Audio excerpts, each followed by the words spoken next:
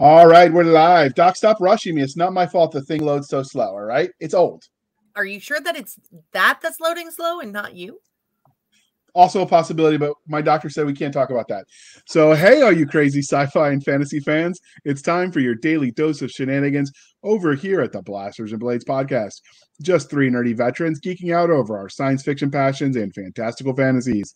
A place where magic is king, the sky is the limit, and space is the place. We are the podcast that puts the fun in dysfunction. So without further ado, we're going to let our guest, Mr. Blaine Pardoe, or Blaine Lee Pardoe, you might know him that way, introduce himself. So can you tell us who you are? I'm Blaine Pardoe. I've been a writer of science fiction since 1985, writing in the Battletech universe. I've written for numerous game systems. I'm a true crime author. I'm a military history writer. I do alternate history, political thrillers, horror. I do a little bit of everything. Anything I like reading, I write books on it. So a little bit of everything. So I have a lot of fun in my life. All right. So true crime. I have this saying because my mother likes to watch the Oxygen Channel, How to Kill Your Husband shows, I call them. So I'm just saying, when you say you write that kind of stuff, people are going to be looking at you if anything happens to anyone in your family. Absolutely. So you know. My wife, if anything ever happens to my wife, I am so going to jail. And all they got to do is check my browser history because, I'm looking up stuff that I shouldn't be looking up, as part of this. So did you hear about that true, the crime author is a female out West Coast somewhere, that her books writing about murder were how she got caught for actually murdering her husband? Yeah, it's not helping our genre at all. The good news is, though, I do write with my daughter. She's my co-author for true crime, so it takes a little bit of the edge off. Well, that's because I know only two people can keep a secret if one's dead. Right. That's right. And that's I'm right. not likely to kill her. That's encouraging for her. No, if she made it past her teen years, it's much easier, much smoother sailing. That does help. So the next part of the introduction, dear listeners, how we found them. So Cisca, did you before I scheduled this episode, did you know who Blaine was? I did, because I haven't read the Battletech novels myself, but I grew up with them being a fixture in my household, so I definitely knew, because I am the result of what happens when people like us keep the kid. So, and my brothers are absolutely huge fans of Blaine's. So cool. All right. And so I've always, loved, the concept of mechs. So when he was in the news recently for the thing we shall not talk about, because we are apolitical, I reached out. I'm like, hey, why haven't I asked him on the show yet? Although that's the hard thing. Doc keeps reminding me, like some of these authors that are more traditionally published, that I grew up reading, I'm like, I probably shouldn't ask them. The weird thing is whenever I do, they always say yes, because who doesn't want free press? So I'm trying to branch out to more established authors this coming season, because Doc will nag me if I don't. So if you don't like this interview, dear listener, it's all Doc's fault. Well, and to be honest with you, most fiction authors look forward to a chance to talk about what their craft is and what they're working on. Yeah, and we have to always be explicit when we say this is for the readers and the listeners. Like, we don't get into how to be a writer. I honestly don't think my book sales warrant me ever talking about that. So, and if I ever get to that point, I probably will be too busy to talk about that. So instead, we just focus on being nerdy with our guests. Yes, we are very good at the nerdy. We are, but Doc, before we go any further, he has to pass the test. So ask him the religion question. Star Wars, Star Trek, or Firefly? I know there's no mechs in this, but old school Star Trek, and I'm a big fan of Firefly and the original trilogy of Star Wars only. With the exception of Rogue One. I like Rogue One. I thought it was good. Rogue One went very with the classic feel. Yeah. And I like that classic feel. I feel like everything else they screwed up except for the final episode of Obi-Wan, to be fair. That was good. I haven't watched the 5 episodes I had to go through to get there really were painful. I always wonder when people are like, oh, it's so good, you just got to watch through like the first root canal or 5. And it's like, Like, how much time do you have in your life that you're willing to do that? Yeah. That's a good question. Doc, we've got an even more important question, and only Blaine can answer. Nope. She said there are no mechs in Star Wars. Would you qualify the Walkers as mechs? I would say probably yes. I'd count them. Yeah, they really are. You know, they're not traditional mecha, but they're mechs. You know, how do you qualify what the hell a mech is? It's something that's piloted that is roughly humanoid shape, or walks on 2 or 3 legs. A mech is like a one-person thing, though. And the walkers, they always struck me as like a crew serve weapon. Sorry, Battletech, we've got the super heavies, which are 3-person crews. We've got pilots and co-pilots and some of the mechs, like the Battlemaster. So mechs have multiple people in them. So okay, I'm allowed to. It's okay for me to be wrong. It's okay. I love mechs, but I think I am more used to seeing the one persons, other than Pacific Rim. I loved Pacific Rim. It read like Battletech meets anime. So. Pacific Rim had its moments. It gets dogged a lot, but it's kind of dogged in the way Starship Troopers gets dogged. You know, it's like, I don't think you fully appreciate it until you watch it a few dozen times, and then it's kind of funny. Oh, see, I like loved it from meet cute at first mech. I loved it. So if you find the conversation of what is a mech interesting, we are going to be doing a fireside chat later this month about it that will air on Tanks and Mechs, Oh My. And Blaine has graciously agreed to come back for that one, along with some other authors you might have heard of. So that should be fun to get nerdy with that. And we'll try to control Doc's brothers who might want to sit in on that one. All right, Doc. You locked your door? Easy. Yeah. Perfect. Only Spawn can open the door, it seems. But Game of Thrones, Lord of the Rings, or The Wheel of Time? Which one's your favorite for fantasy? I'm going to go with Lord of the Rings. I am a big Game of Thrones fan. I'm not a big George R.R. Martin fan because he hasn't finished writing the series. Well, he's never going to. He's dead. Yeah, I know. And then he handed it over to Sanderson, who's no better. Well, George R.R. Martin's not dead. It's the guy. Oh, wait. I'm sorry. I was thinking Wheel of Time. Yeah, the Wheel of Time. I haven't gotten into Wheel of Time, and it's mostly just due to lack of commitment on my part. I'm pretty sure that there's some Game of Thrones fans ready to kill me now. Yeah. Well, George has been dead in some respects, but all hate mail can go to J.R. Handley at Blasters. So, would you consider mechs? Do you think mechs can exist in a fantasy world? Mechs in a fantasy world, if they're powered by magic, maybe like a golem. Or something? Why not? Why not? Because I kind of consider steampunk quasi fantasy, and I totally subscribe to that. Yeah. Okay. All right. One of my favorite animes is a steampunk mecha anime. Why haven't we done a review episode of that one yet? Why did you tell me this thing existed? Because you have more important things to do, like go write me a book. Fair point. We are branching out, dear listener, to try to do more review episodes. We like interviewing authors, but we want to do more than just that. So we're brainstorming, throwing spaghetti at the wall and seeing what sticks, and we'll see what you like. But Doc, you get to ask him one more question before I steal the show from you. You won't steal the show from me. I just let you have fun. It's because I am generous and caring, and I want to make you do all the hard work.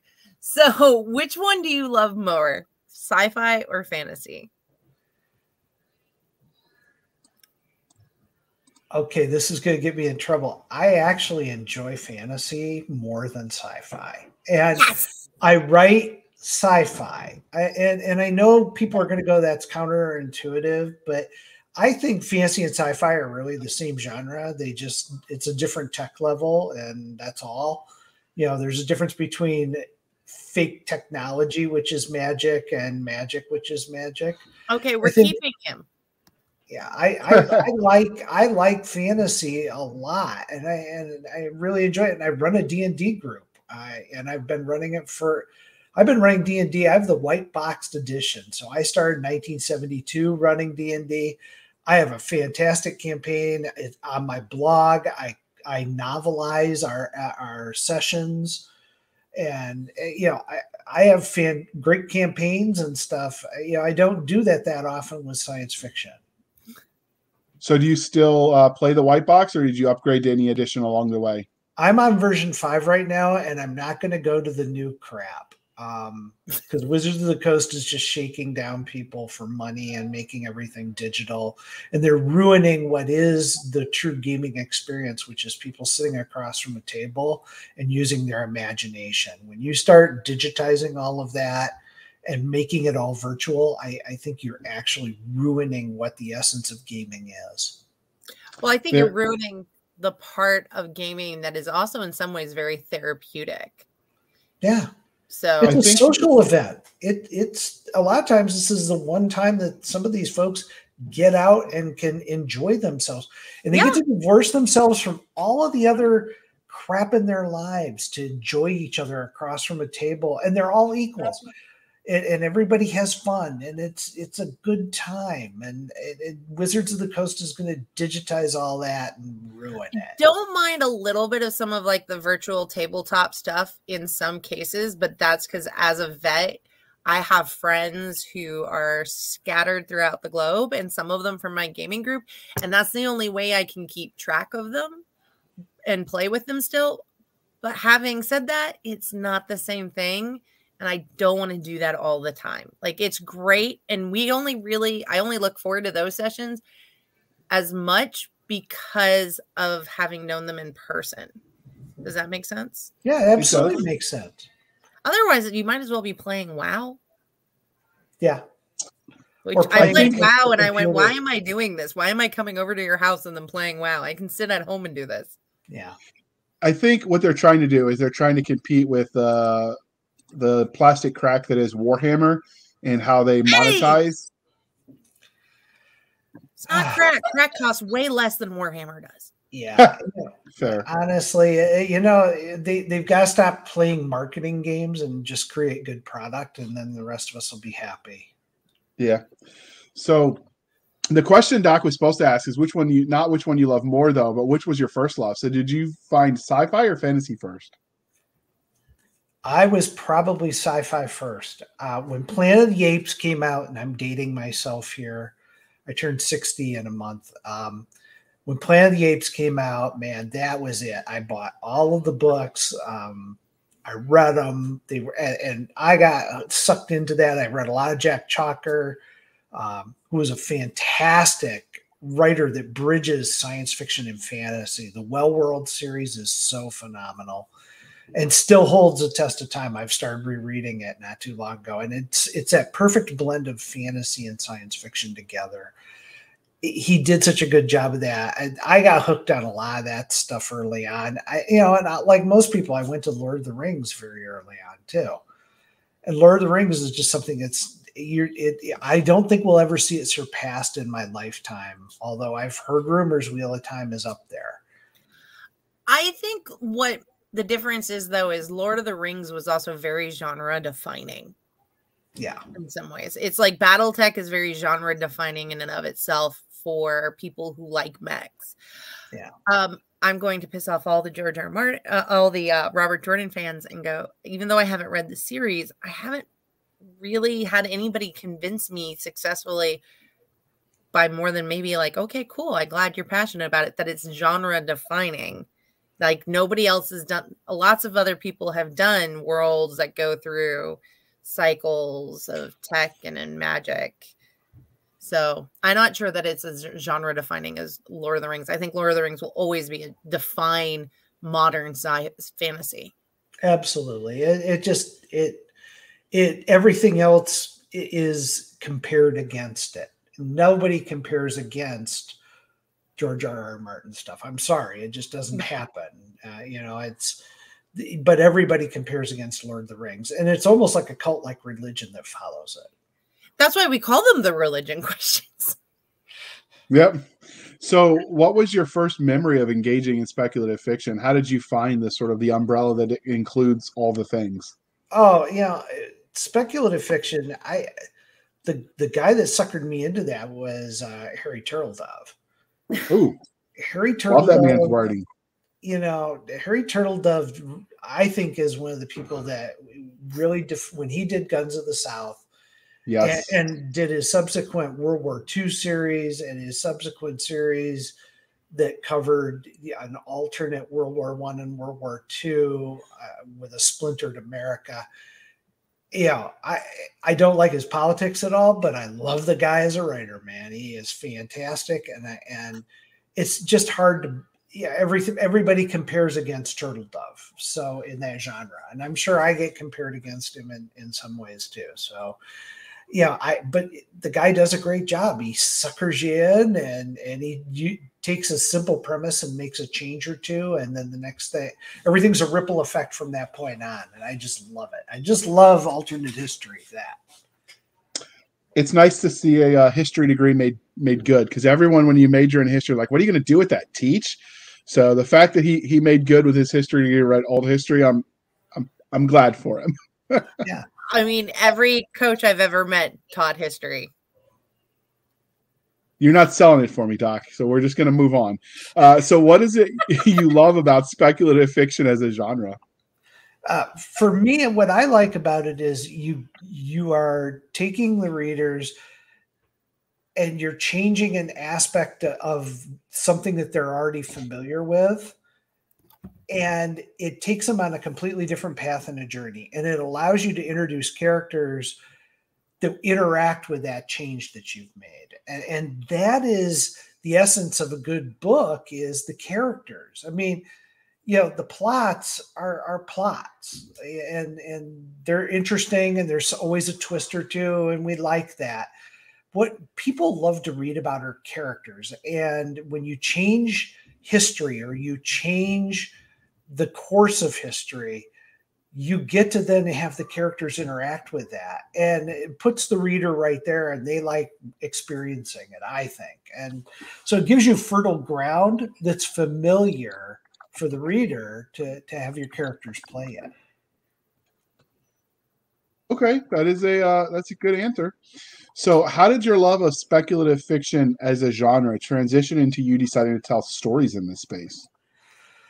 Well, I write military history books, and so I've got a good sound understanding of doing actual research at the National Archives and doing all that stuff.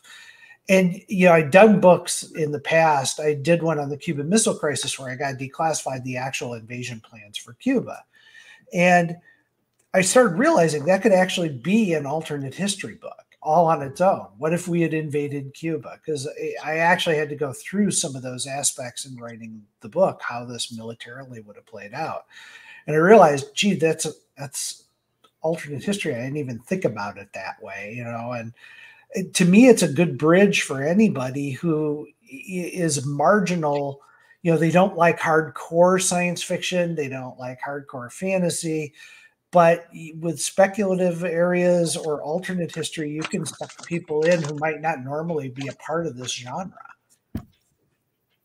Yeah, I could see that. If we had actually supported people at the Bay of Pigs, would it have turned out differently? That'd be an interesting proposition. Yeah, there's a whole bunch of things we could play. We could do this all day, believe me.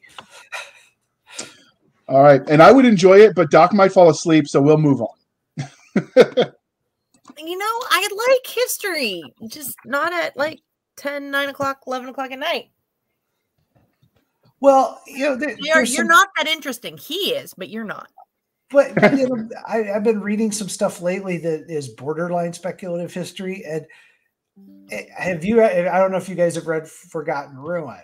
I have. Okay. I yes. love that. I love that book. And I love it because it's like, okay, so what happens when you throw a bunch of Army Rangers against an army of orcs?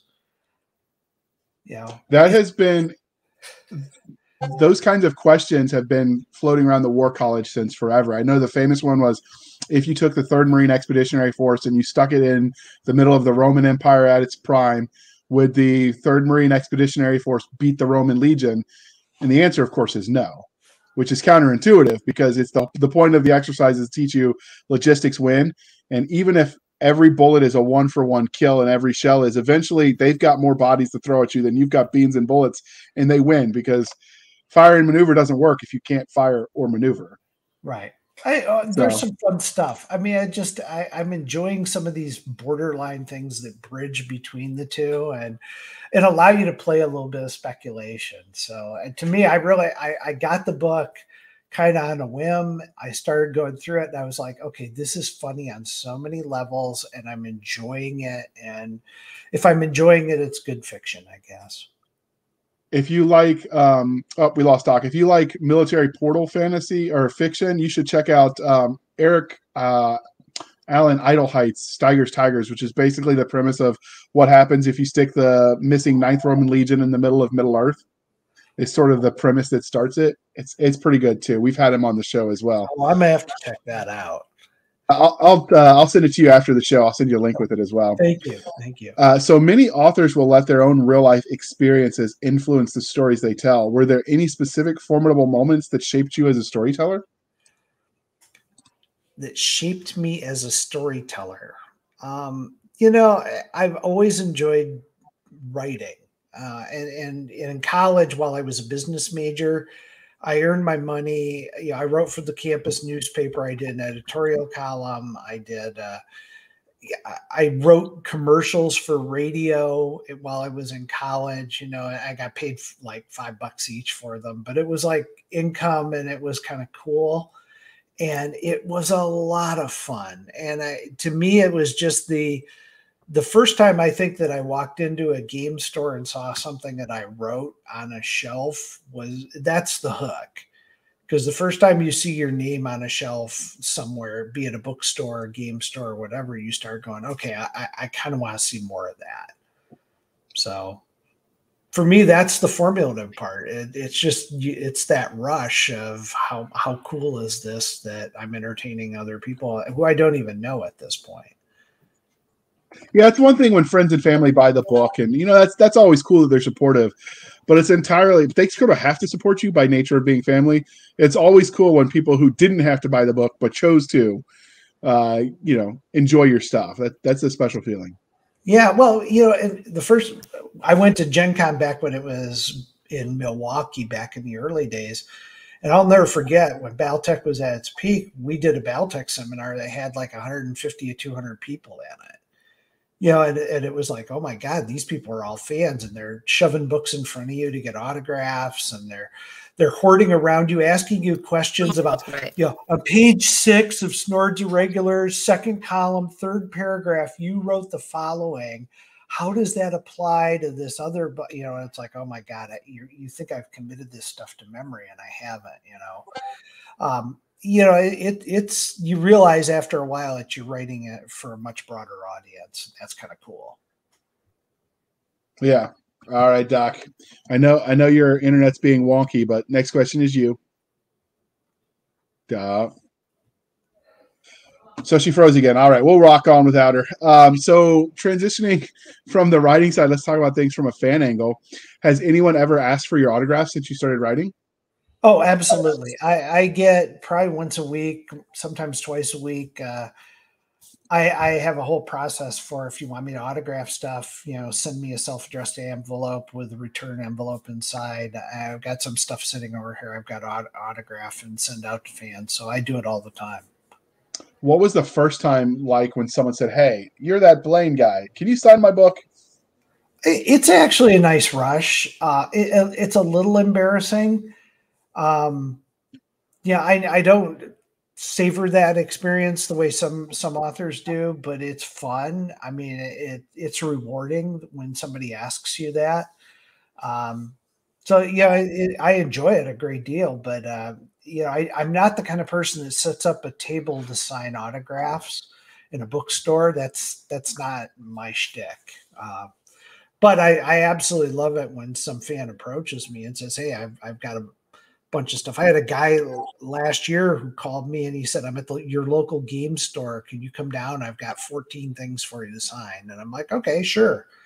What the heck? So, sometimes it's a lot of fun. So I guess that answers the question of whether you've seen anybody out in the wild with your books. Oh, absolutely. The sequel to Blue Dawn, which is called A Most Uncivil War. Um, my wife came back the other day and she said, in our little community we live in, she goes, "Look at the beach. There's somebody." I took the picture of somebody reading my book in our community, sitting at the beach reading the book, and I was like, "Oh my God, that's awesome." Nice, nice. So finally, what would be the weirdest or funniest interaction with a fan you've had since you started writing? I would say the weirdest is I do have an online stalker, and the person's a little bit unhinged. I mean, I had to get a protective order against this person. You don't think about that stuff as you're writing military science fiction, that you're going to end up with somebody who goes off the deep end. But it does happen. I think the internet's a great thing. I think it's also, it really brings out some of the worst in people at times. Yeah, that can be concerning. I've known authors who had people show up at their kids' bus stops because reasons, and it's just sometimes people suck, but I try to let the good way outweigh the bad. So yeah, I mean, I will say I have hundreds of very positive interactions for every one that's negative, so you kind of just disregard them after a while, but you have to be careful of the crazies. That's all. So what was it like the first time somebody asked for your autograph? He already answered that, Doc. We're on 15. Yeah. Has anyone ever asked for your autograph? That's 15, JR. No, 15. So what is, can you give us the Reader's Digest version of your body of work? JR can't count. A Reader's Digest version of my body of work. I've written over 90 books. That's why we didn't say list all of them. I started out doing a lot of just game source material for Battletech, Renegade Legion, Space 1889, a whole bunch of different Twilight 2000.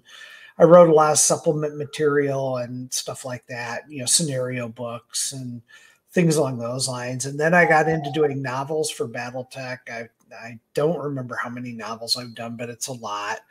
I've written 25 of their source books, and I think I've done 18 or 19 or 20 novels or novellas for them. And then I branched. I always liked reading military history, so I decided to start writing military history. So I got into that. Did a lot of books on World War I, which is kind of my area of expertise at this point. But I've also done some books on modern era stuff. And then I started doing true crime with my daughter. And I wrote about stuff mostly in areas where I've lived and try to focus on unsolved crimes. And I still write science fiction. I've got a new science fiction series coming out in the next month or two from Wargate Book Publishing. It's called Land and Sea, which is a science fiction series. So I'm constantly, upping my game and going in with different publishers to try different things. It's exciting and it's fun. Well, the good news is we will link to his. The way you describe it. It does. I said that sounds like a dream job the way you described it. You're always having a new challenge, doing something similar but different enough that it's new and it's fresh. Yeah, it drove my agent nuts, but because he's always like, pick a genre, write in your genre, become an expert in your genre. But you know what? You don't have to do that anymore. I think that's old school thinking, and to me, it's like, okay, I'll write in a lot of different genres. We like to call that genre fluid, and I think it's a wonderful thing, or Project ADD, as JR likes to call it. It is, but the good news is your website's pretty up to date. So we will link that in the show notes, and people who want to know all the things you've written can find it there. But today, out of all of this wide range of stuff, we're here to talk about Blue Dawn, right? Okay. Yeah. So that's book one of a new series from you. Yeah, I really wanted to do a series about a second American Civil War. And Blue Dawn's kind of the spark that lights that match. And then the next book, Most Uncivil War, starts this. And The next one's I just got the cover back on the new one, the third book, which will be out sometime in the next few months, which is Confederacy of Fear. It's a lot of fun to play with that concept. The core concept is a second American Civil War. What would that look like? With all the tech that we have, with all of the angst and ajna that's out there with people right now, and I don't want to crawl through anybody's political beliefs, including my own, but there's a lot of fuel for that type of stuff, and I think it's an interesting concept to play with. So you've talked a bit about how, but before we get too deep into this, JR wants to cut to a commercial. I know, because somehow he thinks that's going to buy him a cup of coffee. One day it might, but for now we're going to shill for the man. The war between Al Masia and the Empire of Kolakovia is in its 100th year. Casualties grow on both sides as the conflict leaves no corner of the world untouched. Ilarion Glaskov's quiet life on the fringes of the Empire is thrown into chaos when an impossible tragedy strikes his village. When he is conscripted into the Tsarist military, he is sent to serve in The Wall, an elite regiment that pilots suits of armors made from the husks of dead golems. But the Great War is not the only, or even the worst, danger facing Ilarion, as he is caught in a millennia-old conflict between two goddesses. He must survive the ravages of trench warfare, horrific monsters from another world, and the treacherous internal politics of the country he serves. Servants of War, new military fantasy by Master of Horror Steve Diamond and international bestseller Larry Correia. Available on Amazon or wherever fine books are sold. Pick up your copy today. I like that we got the fantasy Mechs for Blaine as the guest. It sort of works, given his expertise. But I still think it's amusing every time we play that. I'm laughing that the narrator mispronounced Spain books. I was gonna say he did it. Oh my goodness! They made that commercial for us though, so we just rock it. Tony's gonna great. It gives us something to talk about. So, they say if you want to get people engaging in your content, put a typo in your title, because then they're going to comment, if nothing else, just to tell you how wrong you are. That's true. I've seen those with videos. Like, people will put fake cooking demos up, and they'll put like a fake bug in the flour or something just to get people to comment. So that's how you do it. All right, we've got to do cooking videos and put fake bugs in it, so we'll get more people. All right. You got to seek proof that you can cook first. Well, I mean, nobody's died yet, but you just don't dig up my backyard. All right, Doc. Let's talk. Yeah, let's talk about the cover instead. So let's talk about this really awesome cover. Was that your idea or your artist's idea? It was mine. Everything I did in the book, I tried to pull from real life. And let's be honest, the summer of 2020 was pretty tumultuous within our country. And again, I don't want to crawl into. No, I think it was for all sides on all things. If it wasn't tumultuous for you, you must have been in diapers. Well, yeah, and I remember watching a news report early in that year where somebody was going, well, we should destroy the Mount Rushmore, and return that land to the natives and shut down the park and things along those lines. It was some extremist group was talking about it. And that stuck in my mind as something that would really trigger people if you saw that, if you saw what that kind of devastation was. So to me, it was something that would resonate with people on both sides of the fence to see that image of a destroyed Mount Rushmore. And so that's why I chose it. So what? I say there are other, I've read political thrillers. The cool thing is it doesn't matter the politics of the person writing it if the scene is believable, because, it's all fiction anyway, and it can be really, really fun. So I've read some by other authors that lean differently than me. That wrote good what if on the Second American Civil War, what that might look like. But JR, shush. what is the elevator pitch, the 30-second elevator pitch for this book before JR starts nerding out over history again? Oh, the 30-second elevator pitch is, this is a story about the overthrow of the American government. And it's really a story about the characters that want to get back to a semblance of normalcy 5 years after the overthrow takes place. And it's about those characters trying to get back to that normalcy. It's not that they're trying to roll the clock back. They're trying to get back to something that makes sense and is sane to them. And I think that's something that anybody can identify with. You know, we live in such weird times right now. And if you amplify that, which I do in the book, I think this is the way you get to that. Okay.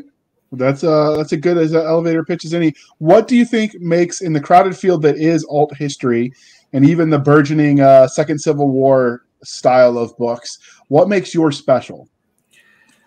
What makes mine special is I take everything literally off today's headlines and amplify it and blow it out to the nth degree.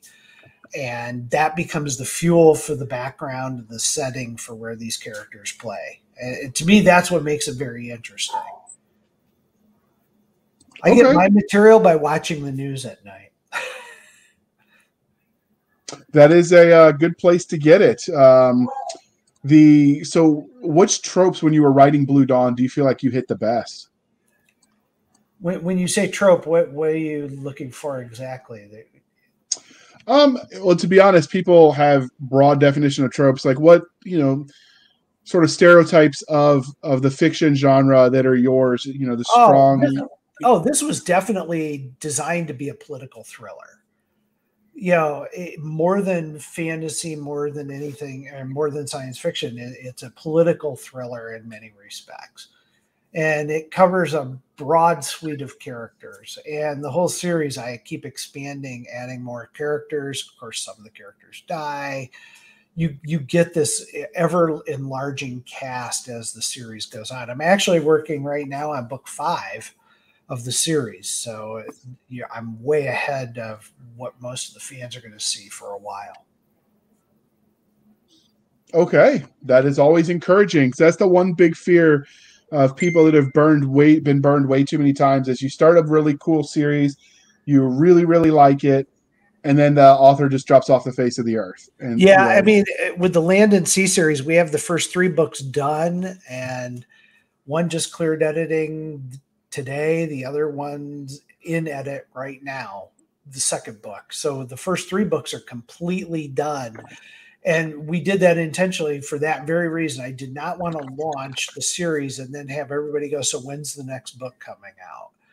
It's okay. The first 3 books that launched the series are done in the box and are being worked on. And it's for the same reason. With Blue Dawn, I was well into the second book by the time the first book was out. Is that self-published, or did you go with a small press publisher? It's actually a Defiance Press does it. Is that your press, or is that no? It's not mine. I'm just one of their writers. Cool. So, what subgenres do you think this fits into? JR loves to get into the subgenres. Subgenres, honestly, it's mostly going to be the political thriller genre. There's not a lot of subgenre to this. It's an action thing. No. I'm laughing because we always argue over this question, and he always likes to keep it in, and I always let him win, even though I should really make him lose. She would be happy if you got rid of the sci-fi and fantasy even and just called it speculative fiction and stuck them all together. No, I'm a classics. I like sci-fi fantasy. Yeah, I'm going to side with her on that, JR. Sorry about that. Oh, get voted off my own island. It's fine. We don't have to hold a vote if that makes you feel better. Okay, keep going. Okay. Can you tell us a bit about your main character, or I guess characters in this? Yeah, this is actually different for me, and it's something I've been wanting to get into. It's an ensemble of characters. Okay. And I like that because you can tell a broader story with these characters. And it allows you to do what George R.R. Martin does, which I did enjoy the Game of Thrones series, is you could take a couple of characters who you might not normally think would ever fit well together, put them together, and you get interesting combinations that can occur. You know, hilarity ensues. The characters in this are really strong. What I started with when I worked on this is I said the key characters that people are going to focus on have to be female. And the reason for that is I think we don't empower that as much in fiction as we should. And these aren't manly characters. They're just serious, badass women characters. One is, you know, a Secret Service agent who, you know, is carrying this horrible burden, and she's kind of a vigilante during a lot of this book. And she's kind of come to grips with some of the stuff she's done. The other is an operative who kind of changes sides in this, and she's a trained killer. That's what she does. She goes and fixes problems and has never really thought about the government she was working for at the time. And once she does and she realizes how corrupt it is, she kind of flips sides in this. Those are probably the two big characters. And one of the characters is just a guy whose dad dies early in the book from cancer, and you know he realizes his father was this patriot and who, you know, carried this secret that he has to go find, which includes why you got Mount Rushmore in front of you on the cover. He's got to go to the vault that's actually behind the head of Lincoln at Mount Rushmore, which actually exists. All the places etc. in the book are actual places that, you know, I pulled them up on Google Maps or I went to them physically and checked them out. And it makes it kind of an interesting story. So I like this mix of characters where you have the John Everyman, you've got these trained killers, you've got all these different characters interacting in this. And to me, it just makes a fantastic ensemble to paint you a bigger tapestry. Awesome. So, JR's going to make me ask about secondary characters, but in an ensemble cast, I think everybody's kind of equal. Yeah, it really is. There's a lot of little characters that make some appearances, and then later on in later books, they come back as more major characters, which is kind of fun. Mm-hmm. Yeah, I've got one character who's just this innocent guy who totally buys into what the government's told him and what the media's told him and everything else. And that world gets shattered. And I think we've all experienced that at some point in our life where our values and our ideals, suddenly you realize like, oh my God, I've been on the wrong side of this all along. And I really wanted to do that with that character. And I think Raoul is just this wonderful character that you know, he taps that emotional bond, I think, with a lot of readers. I think everybody in their life has said, gee, there's that one issue that I had that I really thought I was solid on, and then somebody came along and convinced me somehow I wasn't. So how would you we don't want to get any spoilers, and this is sometimes dicey territory when we talk about thriller style stories, because sometimes the bad guy is the plot hook that you know is the mystery. So is there anything you could tell us about the bad guy without giving away the plot? The bad guy is also a badass female, and she is based very solidly on a current member of Congress. But I'm not going to tell you who it is. I'm not going to go into it. Yeah, this is some readers have figured it out pretty quickly. Other readers are like, "You're kidding me! That really? You made her smart? I can't believe you did that." But you know, I tend to think that you don't rise to that level in your life by being a complete moron. So you know, I like good, smart, cunning characters, and I like characters that are true believers to their cause to the point where they will take extreme actions, and I think that makes for interesting stories too. So these characters, with the story, the way you organize it, is it focused more on the political thriller angle, or are you going to focus more on the ground combat once this thing blows up? You really don't see ground combat in this book. This is about the characters and their interactions. You see some battling, you know, you're going to have some firefights and you're going to have some fisticuffs and stuff. You get that. What you'll get is this is the start that kind of sets things up for the whole series. The next book, A Most Uncivil War, actually starts getting into some actual tanks shooting at people type stuff. So when you started doing the battle planning, did you actually like break out a sand table and start wargaming it, or did you just sort of I did not word game it per se, but I will tell you I had a pretty detailed, and for the second book, the fighting takes place in the city of Chicago, and I was pretty familiar with where I was going to do this. And I will tell you, I had a pretty good map printed out in a very large way so I could plot where things were and how it was going to work. So yeah, there was some I would call military planning of this that actually took place. Urban planning or urban warfare is horrific. So there's lots of fodder for that one. So speaking of characters, it sounds like you put your characters through a lot of hell when you wrote this novel. So if they met you in a back alley, how do you see that interaction playing out with these ladies who you've tortured on the literary page? I think I get my ass kicked pretty quick. I think a couple of the characters would shake my hands and thank me ultimately, but I think a couple of the characters would say, "You asshole," and they'd beat the crap out of me. You put me through hell. Yep, I did. It was for your own good. Trust me, later on you'll thank me. But with those books not being out yet, they'll go off only what they've seen so far and experienced. So I try not to think too much about meeting the characters. And I do think of who would play the characters on TV, or if there was ever a movie, I have visuals of who the characters are. So it's easier for me to picture them beating the crap out of me.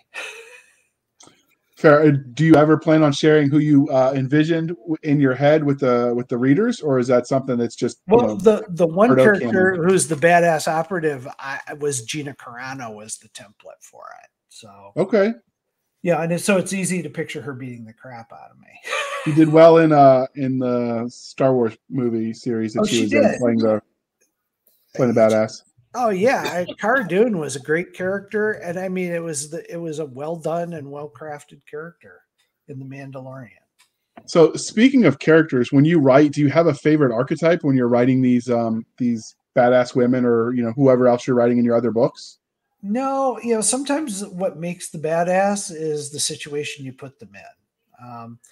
Especially when I'm doing like the Land and Sea series, one of the characters that becomes a very badass young woman, is in that situation because her parents end up being killed and everything else. She ends up in this horrible situation, and what emerges is almost kind of a Ripley level character out of somebody that's a young, 14-year-old girl.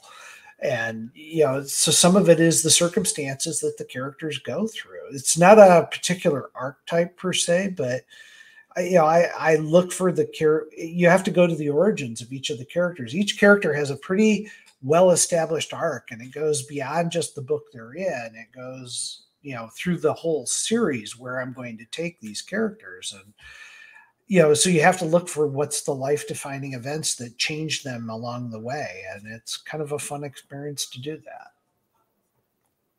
It's always a fun experience to follow along with as well. Yeah. So you've told a bit about the universe, but this is in the future. Can you give us a bit more other than that? It's about what? It's 5 years into the future. It's after the government's been overthrown by some radical progressives that implement everything that they've ever wanted to. They have sent anybody that doesn't agree with their political beliefs are sent off to social quarantine camps. You have mobs that are in the street that are inflicting social justice that are called social enforcers. They're the brown shirts of this. And I patterned them after Antifa, which we had seen, during the summer of 2020 and earlier. So, you've got a very repressive government that's put into place to fulfill all of those things, which always happens when there's a violent overthrow. And a lot of this I patterned after the French Revolution.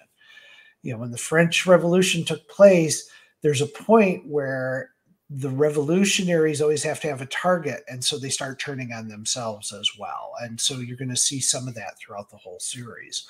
And it really does give me good fuel for that. And I make a couple of very direct references to that in Blue Dawn and in the subsequent books. So do we have any like international players that we're seeing, or is it all really within the borders? Book 3, we start seeing the international side to this. And okay. It's dark and gritty too, because there's a lot of people that would really thrill at the thought of the United States tearing itself apart in a civil war, fighting a war against itself. Very, I feel bad saying very cool, but it does seem very interesting. And it's dark. If it weren't the country that I offered up my life to serve, I'd probably feel more comfortable calling it cool. Well, fair point.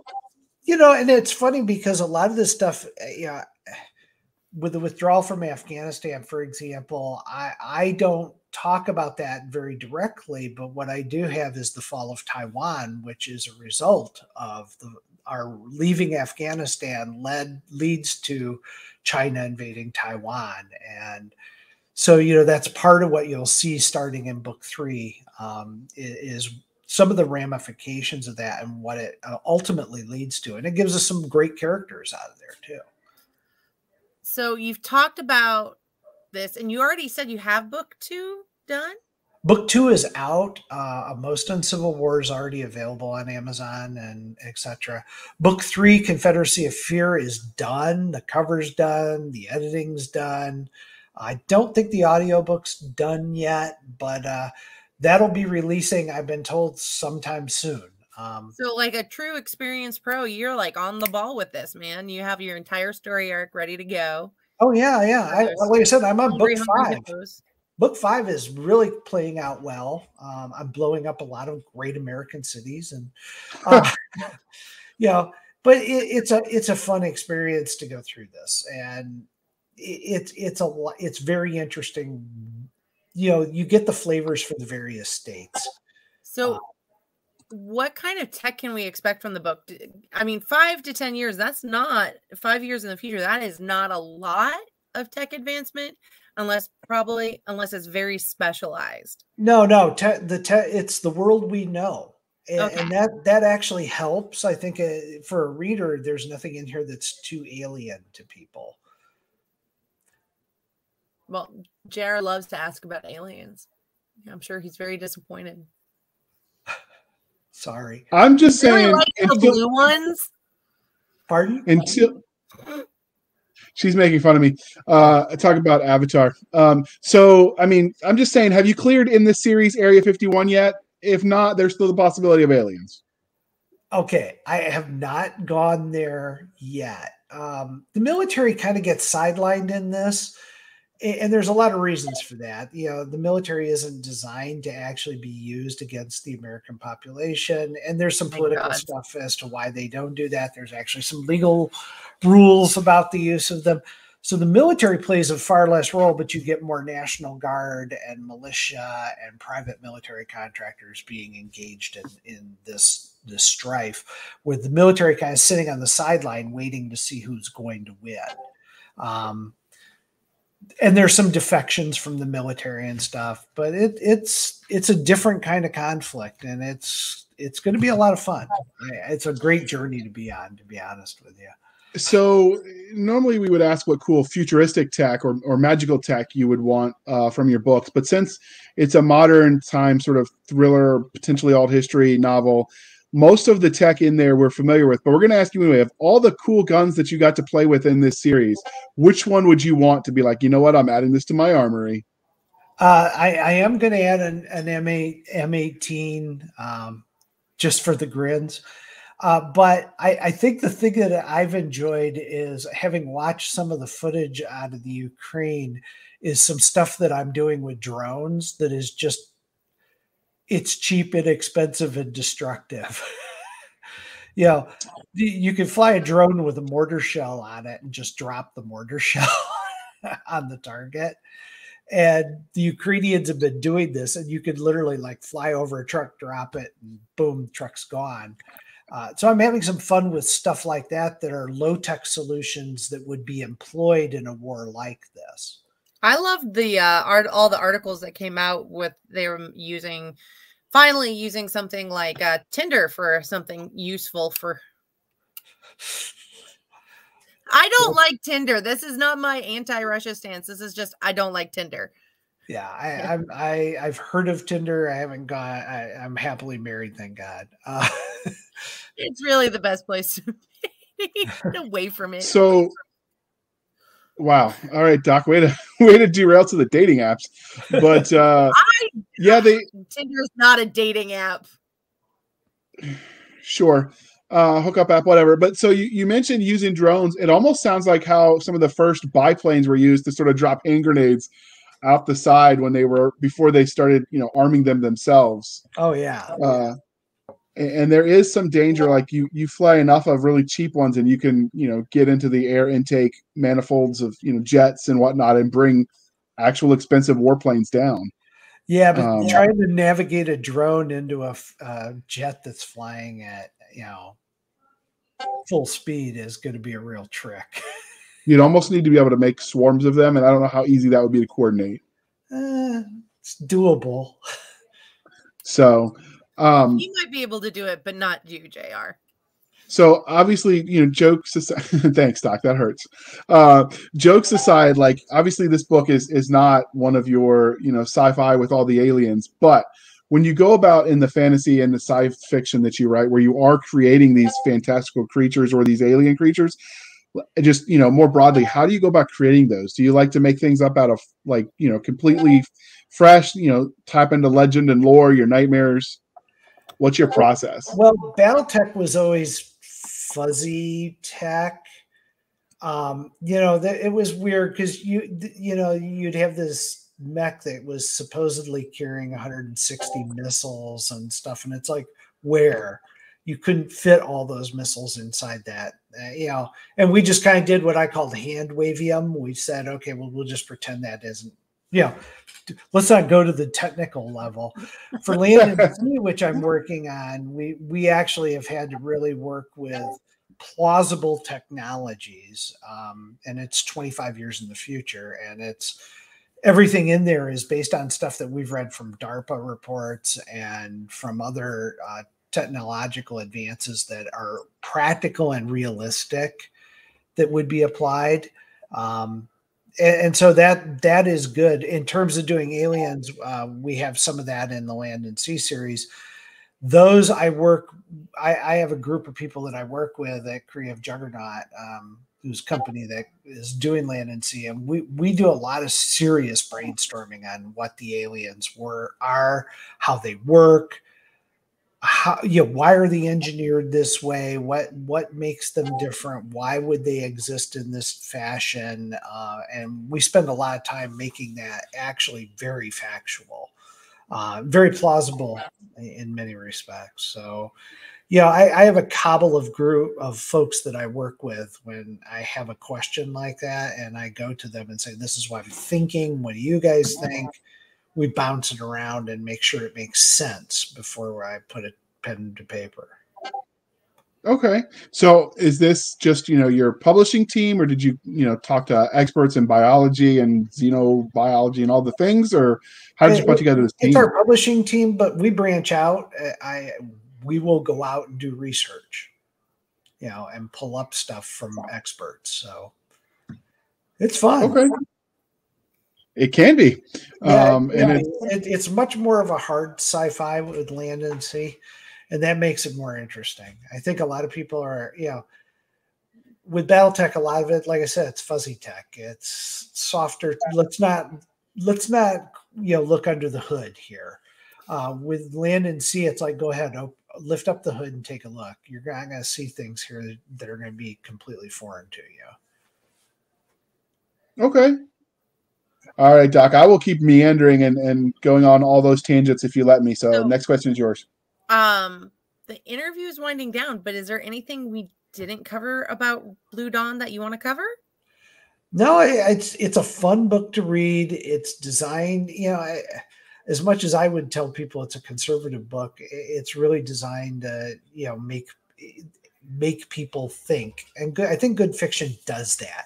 It should elicit emotional reaction. It should get you thinking, and it should get you talking about things and trying to articulate and pull it apart and things like that. And I think any good piece of fiction does that. And I like to think this series does that with people.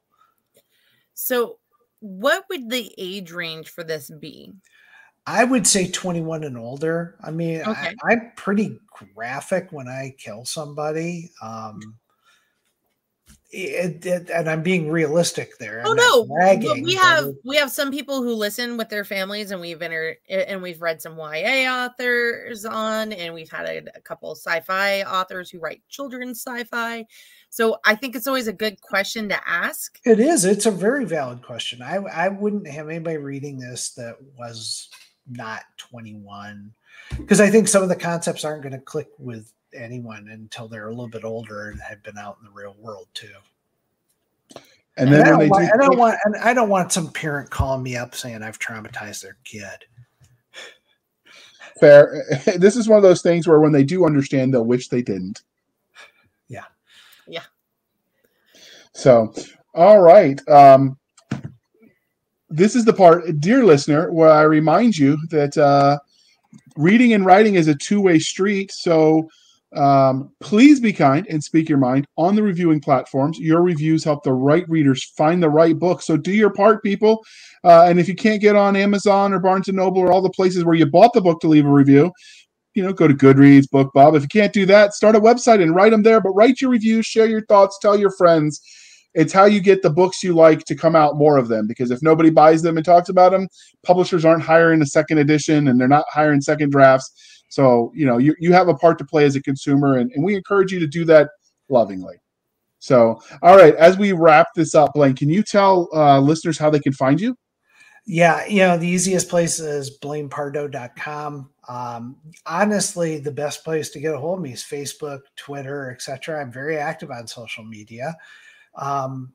Feel free to engage with me. As long as you're polite about it, I'll engage back. It's a wasteland. It's a wasteland. It's a wasteland out there. And if you get obnoxious, I will block you. I don't feel obligated to share my social media platforms with people who want to spew hate. So, if you're bad, you're just going to get blocked. But in the meantime, get a hold of me and we'll have some fun.